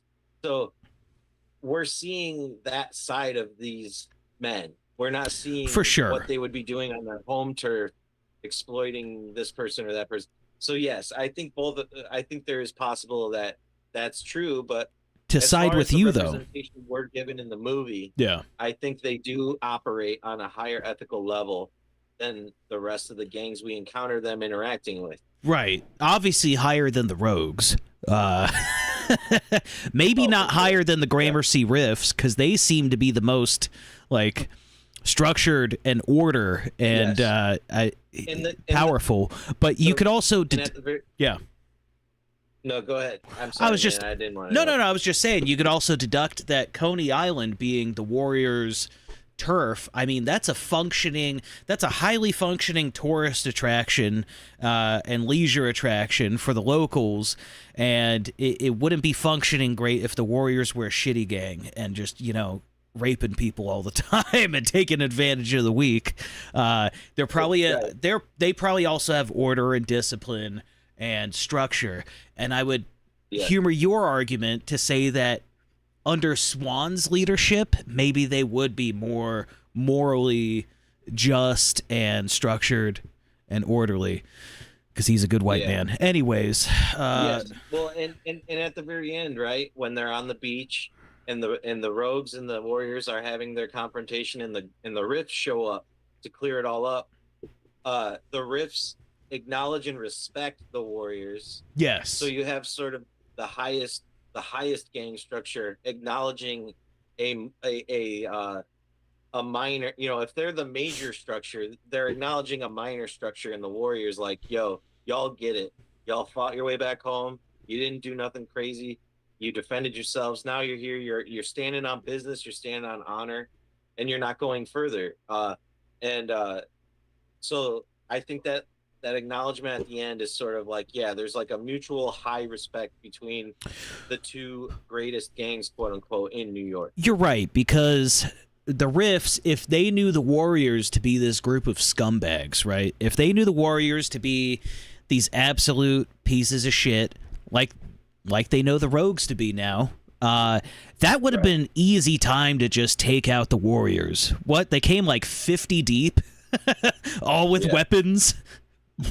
Yeah. And how quickly they just dealt with the Rogues. As soon as the Warriors leave, they just swarm, and that would have been an easy time to take out a group of people if they were just pieces of shit. They were just absolute horrible people. No, I agree with you. Maybe the Warriors were actually, that could be evidence right there. They had a And respect for him. I'm not saying they're saint-like or wholesome. I'm just saying Right. they're worthy of respect as far as the ethics of the gang life. Yeah, But, and then the question, so we have like movies like American Me and Boys in the Hood and Outsiders. These are like true gang movies, and this one truly is like kind of fantasy, kind of mythological. But there's just something about the setting of this gang movie that makes it more aligned with the truth that we need to be aligned with. So I want to touch back and revisit my answer in reply to you with what the movie's about. And the movie could probably go as far. It could probably be that pride and arrogance is your downfall. So Jason, you and I were talking about this. Josiah, I don't remember if you were there when we watched this in the Discord. But we talked about the symbolism of the fight scene with the baseball Furies, right? It's the first time we really see the Warriors fuck some people up. Like dominate. They dominated how many people? How many of the baseball Furies? A ton of them. They were outnumbered and outweaponed. Outnumbered, outgunned, and they still just beat the shit. They said, we're tired of running. We're just tired. No, let's eliminate this threat right now. And they did. And they didn't lose anybody from it. And of course, what happens right after that? They're walking tall. They're walking hard. They've got bats in their hands. They've got large erect wood in their hands. Yeah. They are, and they're feeling powerful. And they're feeling like, now it's time to get some strange wool, And what happens to everyone that gets lost in their pride, right? And maybe pride is the wrong word I'm looking for. Correct me if... No, I think it's the right word. I mean, when you look at Ajax, it's really his pride. Yeah, exactly. And it's... and then Vermin and Cochise, they also start to lose themselves in that pride. All the heavy fighters. Yes. All the heavy fighters. Yes, yeah. Rembrandt almost does, but he goes, no, I'm going to be rational about this. And although he didn't have much to be prideful after that fight, like, unless, I don't know, it's like, did you guys see how well I took a punch to the face back there? No. Nick, you are onto something. Who do you think battle with pride the least? Do you think Swan? Swan, absolutely. Yeah, that'd be Swan. Yeah. Swan is the perfect leader because he never fell victim to his pride. He didn't claim leadership of the Warriors out of like, well, I want to be leader. He said, no, this is my responsibility. And Cleon entrusted me with being second in command for this reason. Oh, man. That's beautiful. Yeah, it wasn't a macho contest like Ajax tried to make it. No, he said, I'm second in command. That makes me first. And that's what Cleon wants. Yeah. He doesn't Ajax fall for the womanly traps. He doesn't fall for the raging hard-on after the badass fight, because he too kicked some ass in that fight. But he's still got a level head through it all. This whole movie, he's got a level head, and he's humble, and well, maybe not humble, but he's not arrogant. He's stoic. He's stoic. Yes. Yep. There's strength in his action over his words, because he doesn't have that much words. Really. He doesn't have that much words. He has actions, and he has leaderships. He's a damn good leader. Sorry, Jason. Go ahead. No. So after they beat up the baseball Furies, they're already split up, right? So they're down to like 3 or 4 guys, and everyone else is sort of, diaspora. And Swan says, I'm gonna go look for the others, and then he leaves Cowboy and Snow because Ajax just got popped by the cops. And so rather than sort of lean into this like we're on top of everything right now. He's thinking about the other men and that they need to regroup, you know. So he's always operating from the higher leadership role of what is most important right now. He doesn't care about what's before him right now. We're going to deal with what's before us, but I'm always fixated on the greater goal here, you know. Awesome character, perfect leader. Yes. Yeah, 100%. And that's not to, it's interesting. I really would like to see more of Cleon in the movie. And I think that's the sign of like a good character and like a good element of a small amount of tragedy in this movie. Because Cleon does kick ass. Dude, he's got gangs coming at him right after they accuse him, and he's just, bah, Quapa! Yeah. Quapa! He took out like 4 or 5 guys before they got him. Without effort. And then they just outnumber him, you know? It's so funny when they finally encircle him. There's like synchronized elbowing. Yes. There's like 20 guys elbowing in the same rhythm. Yeah. It's like, damn that. Yeah, it's like 20 of so the monk class or whatever of the Gramercy riffs, whatever you'd call them. 20 of the monk fighters with synchronized elbows to take this one guy down. Now, it would have been really interesting, and maybe the book touches on it. It does. It does. It does? What is the book? Yep. What's the differences in the book? Have you read the book? So, yes, I read. Please. I'll be right back, boys. I saw the movie again twice. I read the book and I read the original Anabasis also. And the book is so much more overt about tying to the Anabasis. And that point too, like it's obvious that he has. I think the movie does a good job. But I'm going to ask you to read the book, Nick. This is great. No, read it or audiobook. I'm actually really interested in reading the book, but you won't spoil anything. Can you share what are some of the differences, right? Like, I'm interested mostly in Cleon and Mercy. I want to know if there's some sort of extra character element with Mercy that has her named that. We have a lot more Mercy in the book that made me think of her more as a Mary Magdalene and an Eve. That's why I came up with. I mean, you can see those in the movie somewhat, but after reading the book, it's like, okay, clearly this is a prostitute, and his mercy on her his mercy on her came after he doubted her, and she showed. That's kind of different from our Blessed Lord, but there's a really powerful scene with them on the beach at the end in that book that is like, oh, we've come to paradise. We came out of Bedlam. It's like, I don't remember what the saying was, but it was basically like we came out of like Bedlam and now we're in paradise. And that was when you say like the inversion of Adam and Eve, because like now they came from this horrible place and now they're in this place of we don't recognize our home, and we're in this place now where I recognize that mercy is forgiveness, and you've literally changed the life of Juan, and also his love for you has changed you, and they've come back to, the garden.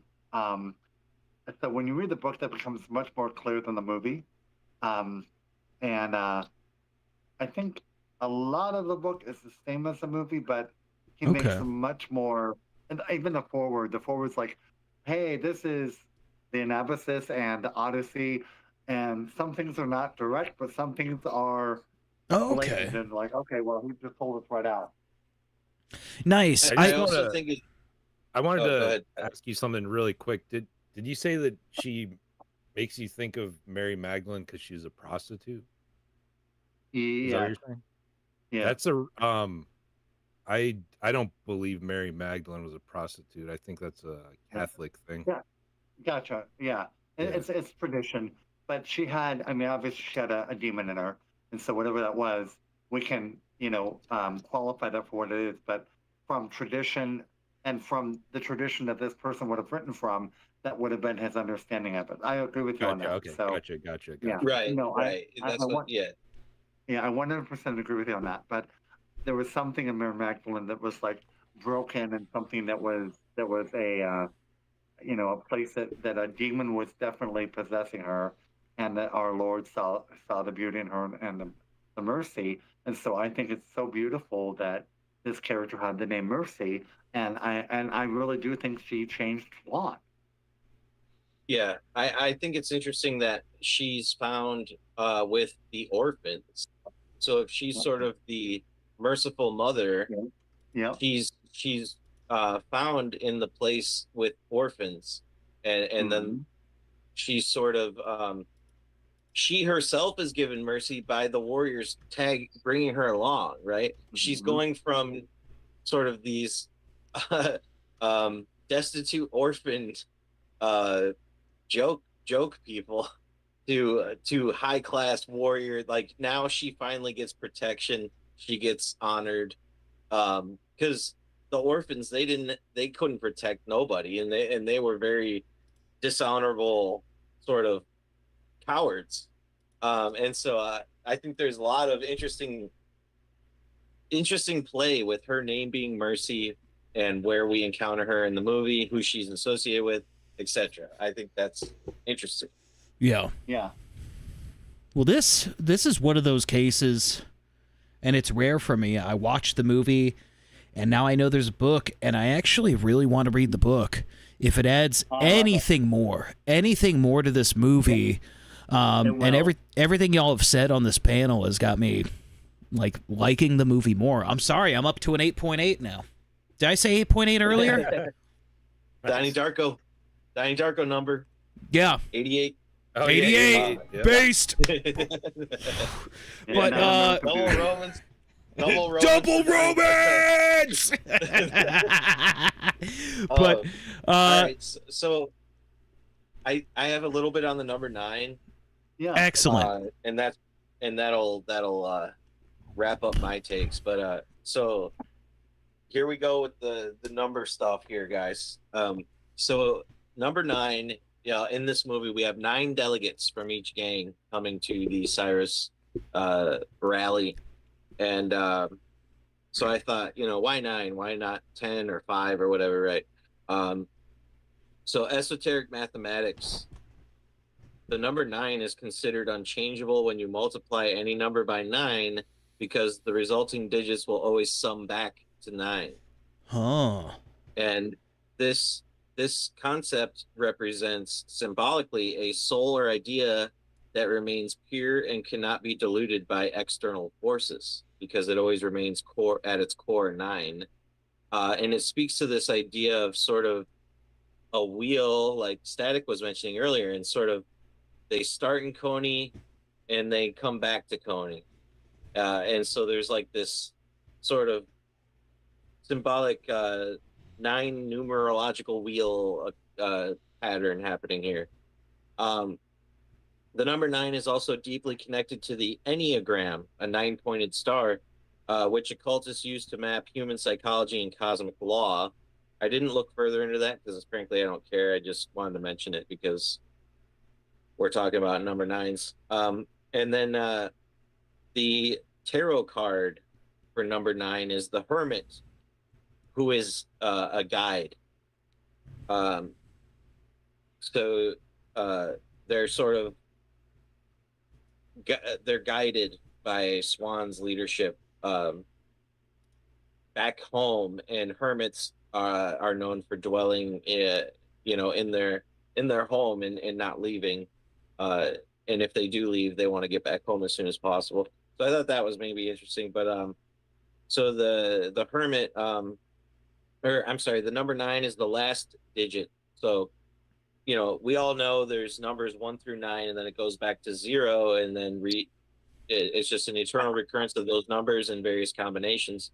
So the number 9 represents the last digit, and if each number is associated with things that a soul is experiencing in life, everything the soul has experienced from 1 through 8 is contained here in the 9.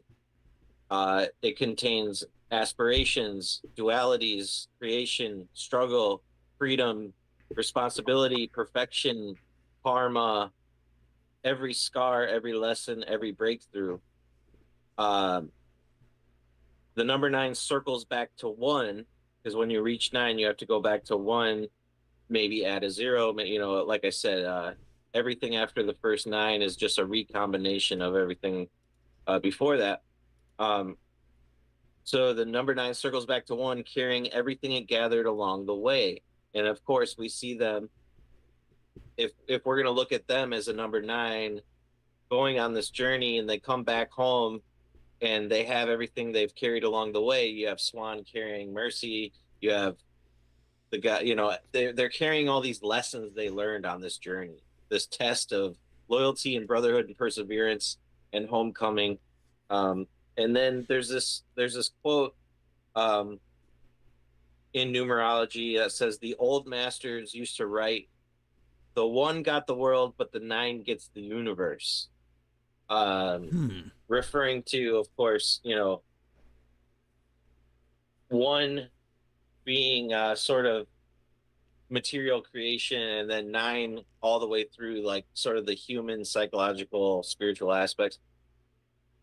Take that for what you will. I don't put much stock in this number shit, but I just needed more notes because I didn't know what else to say. But so on ancient Greek connections to the number 9. Now this one is more pertinent and interesting to what we're talking about. Agrippa dedicated the number 9 to the Muses, the 9 goddesses of art and knowledge, and mapped each one to a different celestial sphere. So these are some of the Greek thoughts surrounding the number 9. There's 9 orders of blessed angels. You have the seraphim, cherubim, thrones, dominations, powers, virtues, principalities, archangels, and angels. Then you also have the 9 stones of the angels, 1 for each choir: the sapphire, emerald, carbuncle, beryl, onyx, chrysolite, jasper, topaz, and sardis. So obviously this director or writer, I probably the writer, was privy to all these sort of Greek thoughts and ideas. I'm sure he was also privy to their thoughts on the number stuff, and hence why he chose number 9 as the number of delegates who would go to this thing. That's just my theory. I don't know that for sure, but I would assume. But yeah, there's some stuff about number 9. Excellent. Thank you. Guys, do we got any closing notes on this amazing movie? I would say, like, we have, for I think the last 3 weeks, we've been in Jason mode. Jason, as much as I love Shutter Island, I think this is my favorite of all your picks. Yeah, this has been your best pick, pal. Yeah. This I agree. I actually agree, because a lot of the movies we've been covering are very heavy, psychological, symbolic. There's no grounding to it, really. It's all speculative, really. It's all interpretable. You can interpret things, which honestly I like that. That's hence why I chose a lot of these movies. But this was refreshing to just have just a nice ground level base movie where there's not the Greek stuff aside, there's really no esotericism to this movie. It's just a cool, badass movie about a bunch of dudes kicking ass. I like this one a lot. It's a great film. I think at the root of it, Jason, I think it's the things that men we struggle with, and I love that about that. Yeah. So it's a peak masculine movie. I love it. It is. I love it. It is. This movie's in my top 10. Me too, Nick. Yeah. And Static, what are your thoughts on it? Yeah, I love the movie. Like I said, when I was a teenager, I probably watched it hundreds of times. Nice. Great. Handful great. of times since then. But yeah, I think it's a great movie. Excellent. So the Great Wheel is taking a break next week. The wheel giveth, the wheel taketh. The wheel taketh a break. All right, because the show has to take a break next week because I got to drive to court in another state Some of y'all know what it's about. Some of y'all don't. Doesn't matter. If you don't, none of your business. All right? Kick rocks. Anyways, yeah, so next week, and then Josiah, you've got something going on as well. There will not be a show next week. So I figured on, and it's going to happen. It's going to happen multiple times throughout the course of this show.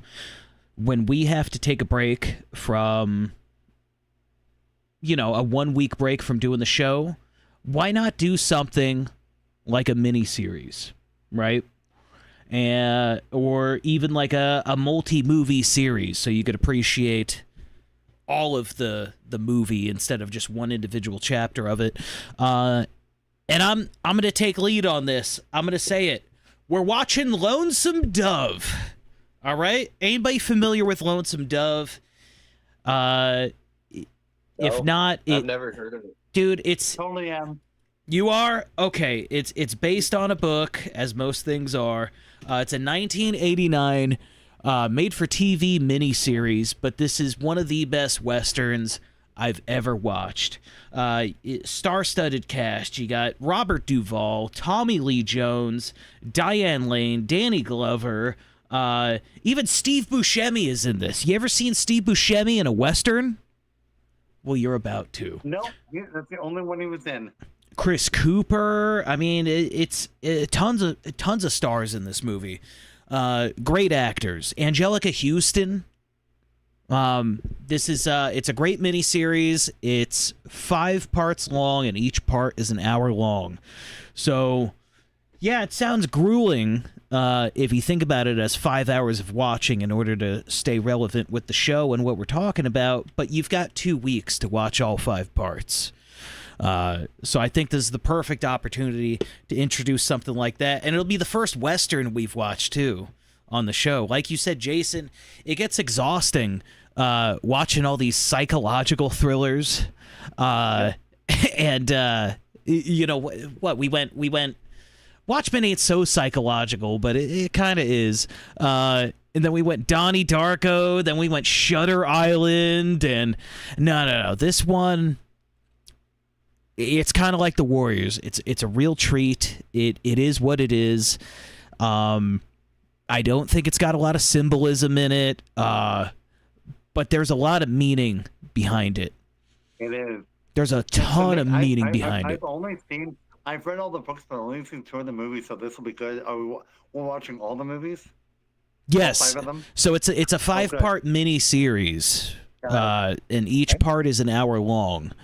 But yeah, it's a tale of 2 best friends that decide, well, if I remember right, it's the tale of 2. I'm just going to read the plot synopsis. How about that? 2 former Texas Rangers that are best friends renew their spirit of adventure as they and several other residents of a small Texas town join a cattle drive to the Montana Territory, and their goal is to set up a cattle ranch and just retire out there.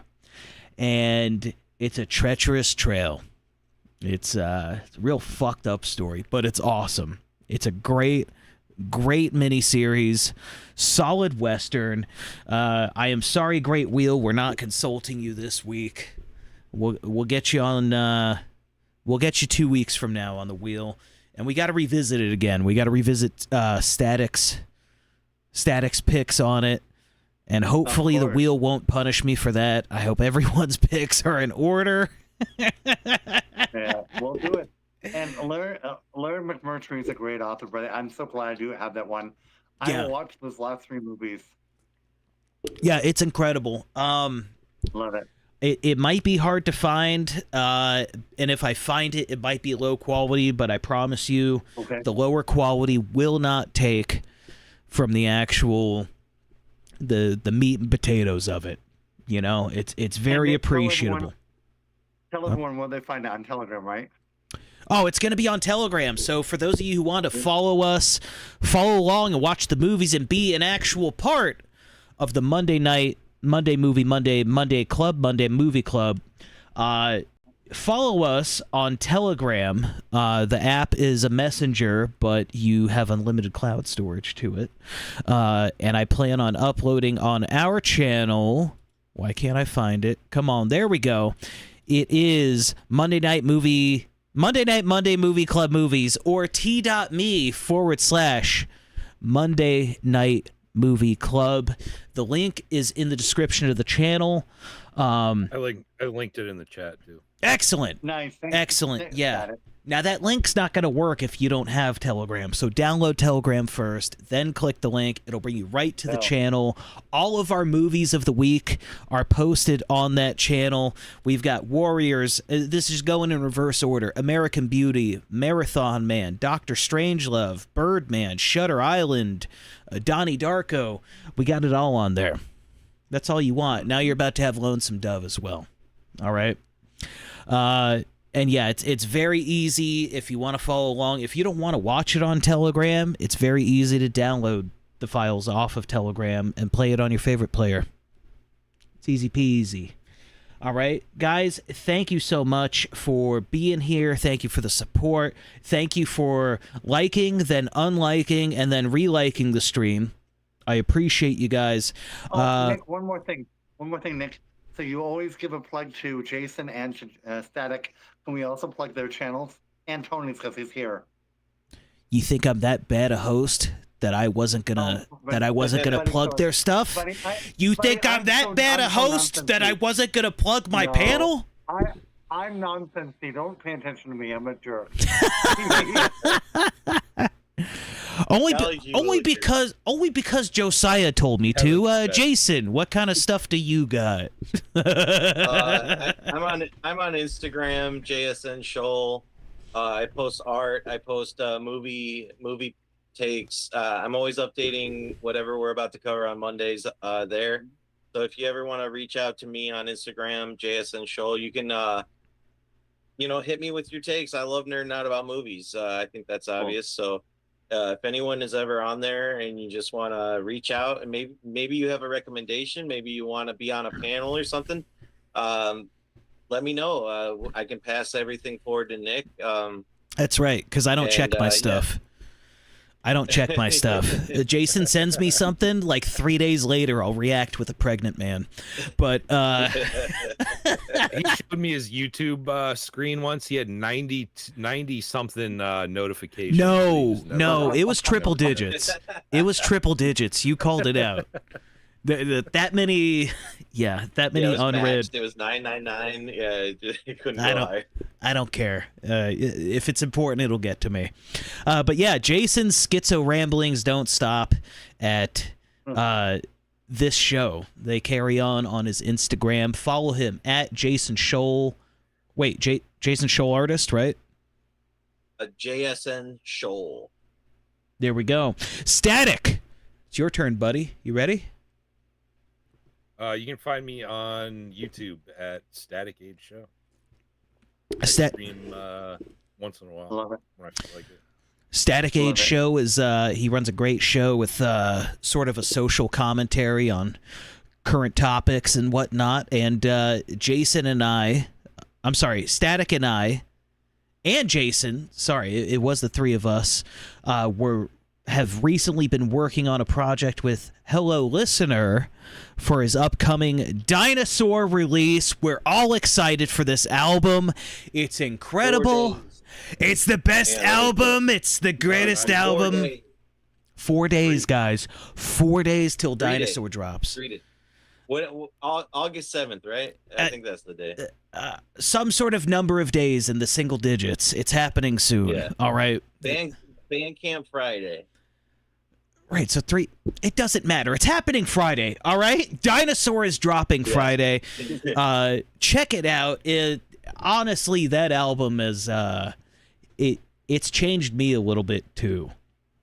And I mean, I've listened to it for the last 3 weeks since we've had to work on it. I've listened to it nonstop. I've probably ran through it start to finish 50 times. And that's also because I can't understand lyrics when I listen to songs, so I have to just beat it into my head in order to get what a song's about. But yes, August 7th, Dinosaur drops. Check out Hello Listener. Josiah, What would I you don't like to have a channel. plug?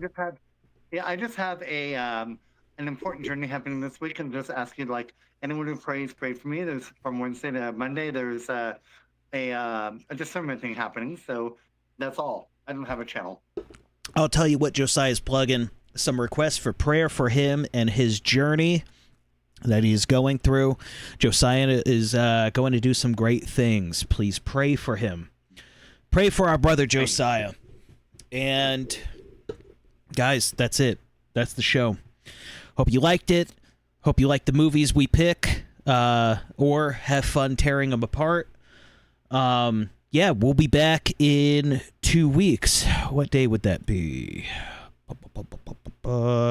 Monday, the 17th. Heck if I know. Nice. With Lonesome Dove. Monday, the 17th, we will be back to discuss Lonesome Dove, and I expect at least half of you to watch Lonesome Dove. I'm telling you, it's amazing. It's great. It is one of the most solid Westerns ever. All right? I'm not going to, but I'll be on the panel. You know what? Damn it, Static. You're going to watch it. You're going to watch it. This is going to be the one that you watch. That's all right. Guys, this is Headchasm, the channel. This is the Monday Night Movie Monday Super Club for movies that we review on Mondays. I'm Headchasm Nikki. Y'all have a good night. There's no outro Bye, video. everyone. This is Good night, it. everybody. This is what you Thanks get. for watching. It's more sincere this way. Don't you think? I think so.